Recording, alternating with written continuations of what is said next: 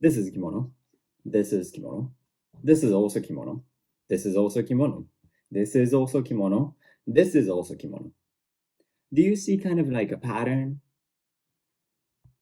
I think we can change that. In this video, I am going to turn this fabric into this kimono. Let's get to it. So for this project, I picked up this beautiful fabric. This is a mix of linen and polyester. When I picked this up, this reminded me of the houseplant I have here. Okay, now let's talk about tools that you may need for project. The first one, obviously, the fabric. It can be cotton, it can be linen, it can be polyester, anything that you are comfortable with sewing. Measuring tape.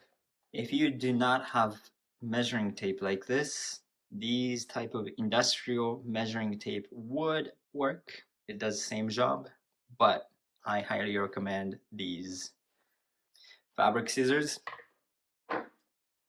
seam ripper, fabric pins, threads. By the way, it can be any color of your choice. Iron or steamer would work too. And sewing machine. I just want to mention the sewing machine is not absolutely necessary because traditionally speaking, all the kimonos were sewn by hand. So if you want to go that route, it may take a little longer than you want it to be. However, these type of sewing kit with sewing needle and threads and mini scissors would work too. All right, now let's measure.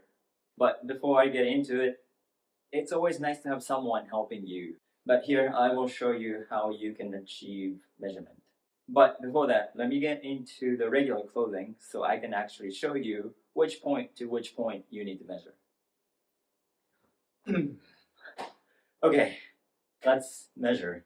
This measurement is for gentlemen, traditionally speaking. So ladies, if you're watching this, please bear with me. I will make another video dedicated for you. First, what you want to do is get, of course, tape measurement. You want to start from back of your neck, where the bone sticks out the most, and place the 0 all the way to about the middle of your ankle, the bone where that sticks out the most. This becomes the length of your kimono, and if it's too long, it drags. However, it is adjustable, so it's better to be too long than too short that you cannot do anything. All right, the second measurement is from the same location to your wrist. Again, about halfway to the bone that sticks out the most, but going over the shoulder. Like this, and lower your hand about to 45 degrees. Next one, this one is the easy one.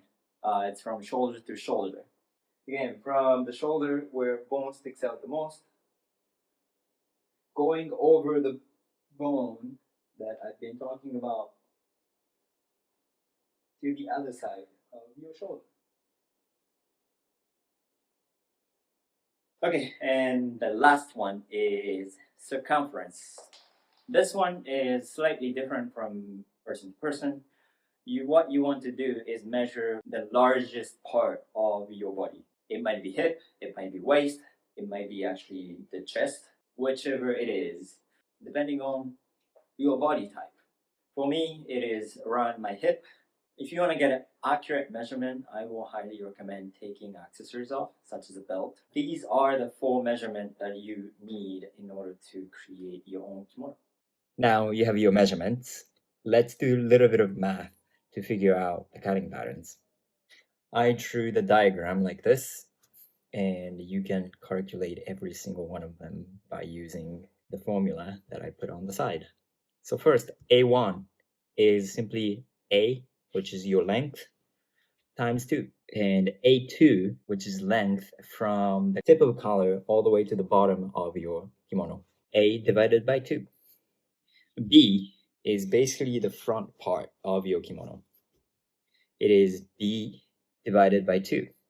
C1 is C minus B1, and C2 is C1 times 2. D1 requires little explanation.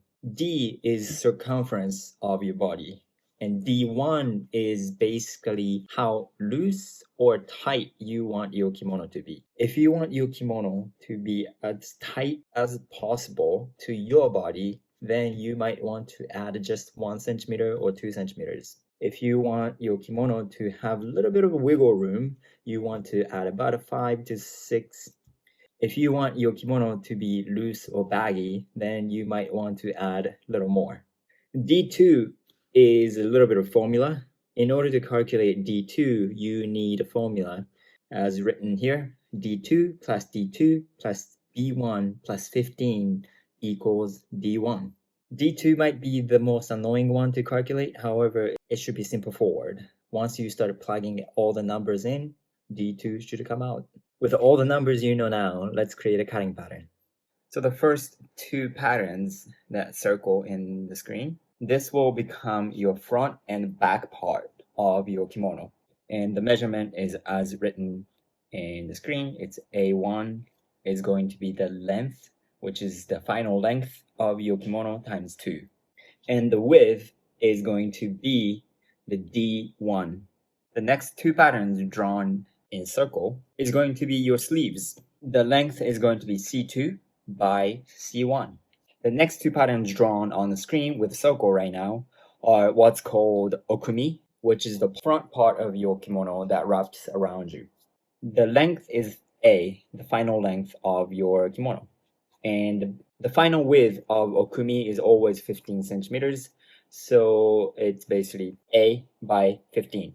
The second to the last patterns that I have on the screen currently circled is what becomes the collar. And this one, what you want to have the lengthwise is basically 3/4 of the A1, meaning it's A plus A2. The very last pattern I have in screen circled currently and marked as optional, I'm not going to talk about this part in particular.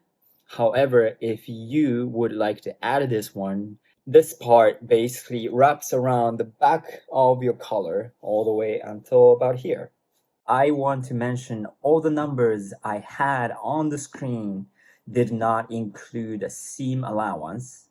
So if you cut all the fabrics exact to the number that is on the screen, it'll be one size smaller. So please add seam allowance where you can actually sew. Okay, so I just laid down my fabric. This side is the design side, and this is the back side. What you want to do is use either pencil or something that you can wash it off later to draw the pattern. And by the way, in case you're curious, this is about 140 centimeters in width and 4 meters long. Okay, little tip that I learned in a hard way. It's always better to measure the length that you want to cut from the one single line. So whenever you are cutting the fabric or measuring the fabric, you want to decide one corner and make one line a deciding point. So every single measurement is coming from this side. Right, so after cutting all the fabrics, you should have 8 different pieces. First one is the long strip, which becomes your front and back part, and long strip like this, but not as long as this one, which becomes what's called okumi. This will be attached right there.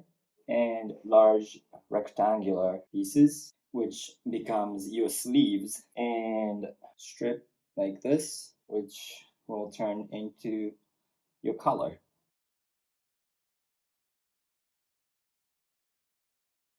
And now, before going into sewing, I will highly recommend ironing it first, so it's much more easy to actually sew. So the first one you want to sew on is the longest piece that you have. Not all the way, but halfway, which becomes the center of the back. In order to hide the stitch at the end of the day, you want to sew as shown in the diagram in the screen. You want to face back of the fabrics together and sew first, which is shown in a yellow line. Once you finish sewing the yellow line, you may want to flip everything up and iron it to create a crease, so you can move on to sewing the red line. As you can see here, when you were sewing a yellow line, you had a front side of the fabric facing towards you, but now the back side of the fabric is facing towards you when you are sewing the red line. Okay, so after you sewing the middle, the center part of the back, you want to flip it and fold it together so the side seam matches up. I would recommend doing one by one. And what you want to do is measure from the center and whatever the measurement you have for the back. My case, it's 28 centimeters. I will grab my tape measure, make sure it's folded nice, no crease, and from the center, I'm going to mark the correct measurement. And basically, this is where you want to sew next. So obviously, you have to add a sleeve later.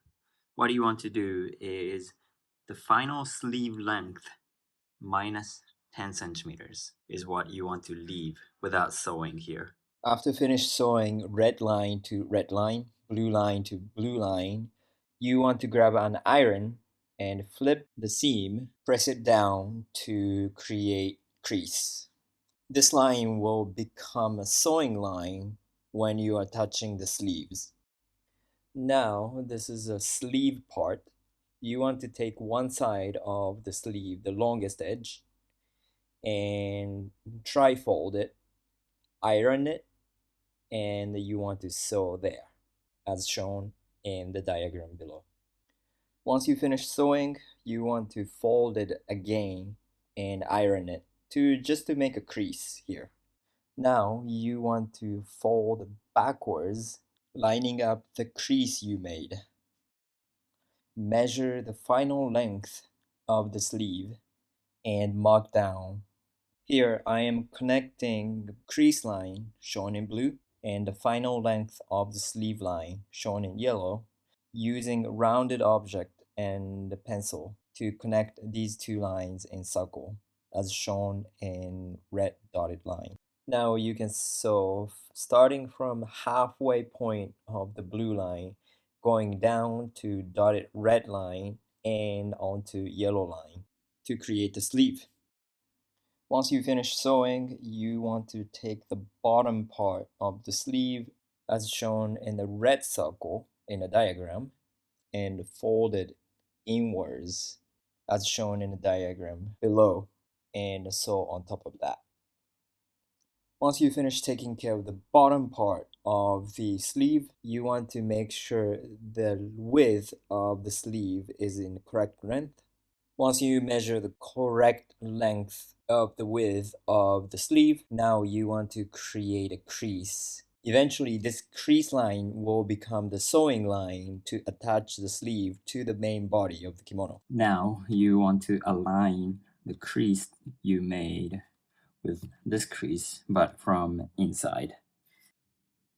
Basically, you already know the corner, and you carefully align them and take the pin and secure it.